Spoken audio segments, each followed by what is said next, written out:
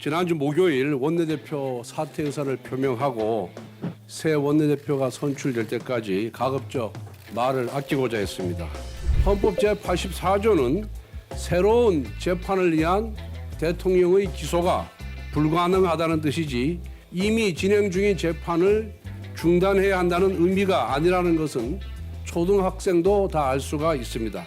권력의 바람 앞에 미리 알아서 누워버린 서울고법 판사의 판단은 두고두고 사법부의 흑역사로 남을 것입니다. 이재명 대통령은 죄가 없다면 당당하게 재판에 임하길 바랍니다. 억지와 무리수를 쓰면 쓸수록 권력의 종말은 급속히 가까워진다는 것을 명심하기 바랍니다.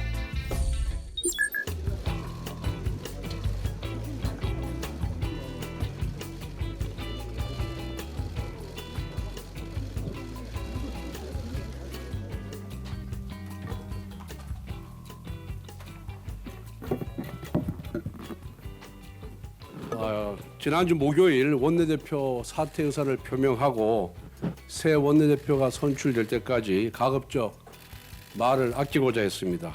우리 의원님들에 대한 예의이기도 하지만 새 정부가 정말 나라와 국민을 위해서 잘해주길 바라는 마음에 헌임 기간 중 말을 아끼고 싶었던 마음도 있었습니다. 그런데 오늘 형사 피고인인 이재명 대통령의 공직선거법 위반 사건의 재판 무기한 연기 소식을 듣고 여러 의원님들의 요청에 따라 대여 비판에 조금도 공백이 있어서는 안 되겠다는 심정으로 모두 반원을 공개합니다. 이재명 대통령의 공직선거법 위반 파기환송심을 맡은 서울고법 재판부가 재판을 무기한 연기하기로 결정했습니다. 서울고법의 이재권 부장판사는 헌법 제84조에 따른 조치라는 판사 개인의 자의적인 헌법 해석을 단서로 달아놓았습니다. 어떠한 판사가 헌법을 자의적으로 해석할 권한이 있습니까? 어떻게 헌법 제84조를 재판을 대통령 임기 중에 중단해야 한다는 뜻으로 해석할 수가 있습니까? 헌법 제84조는 대통령은 외환 또는 내란의 죄를 범한 경우를 제외하고는 재집중 형사소출을 받지 아니한다라고 규정하고 있습니다. 즉 소출을 하지 않는다는 뜻입니다. 여러분 소추가 무엇입니까? 국립국어원 표준국어 대사전에 소추는 형사사건에 대하여 공소를 제기하는 일이라고 적혀 있습니다. 헌법 제84조는 새로운 재판을 위한 대통령의 기소가 불가능하다는 뜻이지 이미 진행 중인 재판을 중단해야 한다는 의미가 아니라는 것은 초등학생도 다 알 수가 있습니다.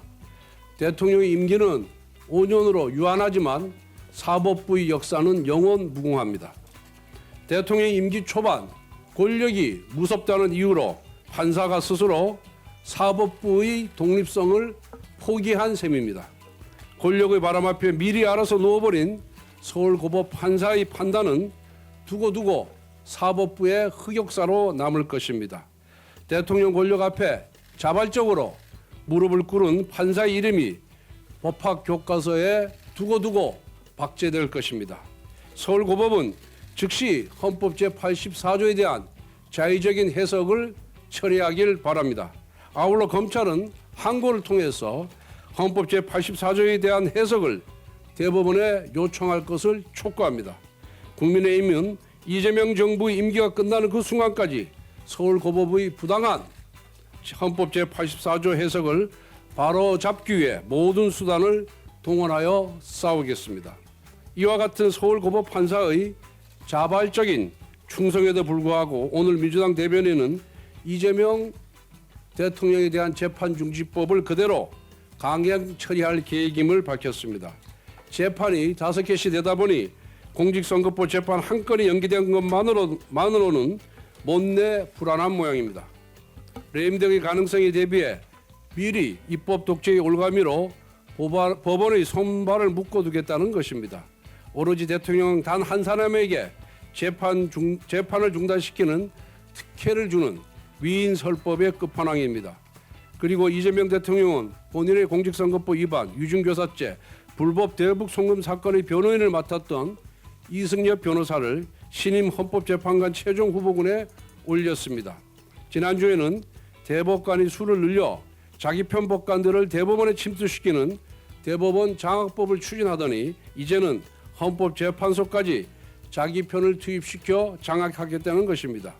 국회를 입법 독재의 도구로 사용했던 것처럼 대법원과 헌법재판소도 사법 독재의 도구로 쓰겠다는 것처럼 보입니다.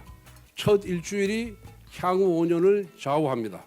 안타깝게도 이재명 정부의 출범 첫 일주는 통합도 민생도 아닌 오로지 방탄 독재의 길만 모색하는 모습이었습니다. 이 모든 것은 이재명 대통령의 취약한 법적 리스크를 사법부 장악으로 해결하고자 하는 시도에서 비롯된 것입니다. 황금 같은 허니문 기관의 힘을 본인의 법적 리스크 해소에 소진시키는 이재명 정부의 모습을 보니 안타깝기 그지없습니다. 이재명 대통령은 죄가 없다면 당당하게 재판에 임하길 바랍니다. 재판에 임하는 것이 민주주의를 지키고 대통령의 권위도 지키는 길입니다. 본인의 권력을 지키기 위하여 민주주의와 헌정 질서를 파괴하는 억지와 무리수를 쓰면 쓸수록 권력의 종말은 급속히 가까워진다는 것을 명심하기 바랍니다. 이상입니다.